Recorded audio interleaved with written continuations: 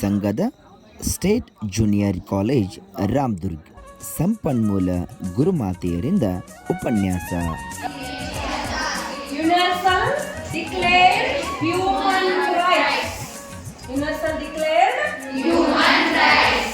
ಸಾರ್ವತ್ರಿಕ ಮಾನವ ಹಕ್ಕುಗಳ ಘೋಷಣೆ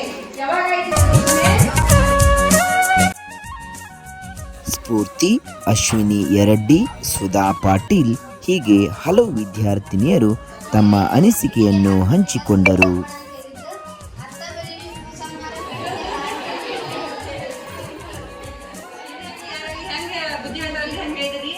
ಮುಂದೆ ನಮ್ಮ ಜೀವನ ಹೆಂಗೆ ಕಟ್ಕೋಬೇಕು, ನಾವು ಯಾವ ತರ ರೂಪಿಸ್ಕೋಬೇಕು ಹೇಳಿದ್ರಿ, ನೈತಿಕ ಮೌಲ್ಯಗಳ ಬಗ್ಗೆ ಹೇಳಿದ್ರಿ.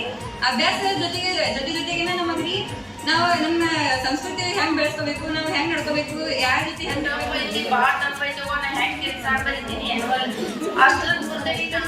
ಕಷ್ಟ ಅಂತ ಅನಿಸ್ತೈತಿ ನನಗೆ. ಪಾಯಿಂಟ್ಸ್ಗಳನ್ನ ಅವ್ರು ಹೇಳೋದು, ಅವ್ರು ಏನು ಕೇಳಿ ನಂಗೆ ಎಕ್ಸ್ಪ್ಲೈನ್ ಮಾಡೋದು ಭಾಳ ಸುಲಭ ಅಂತ ಅನಿಸ್ತಿ. ಬಂದಿದ್ದಕ್ಕೆ ಥ್ಯಾಂಕ್ಸ್.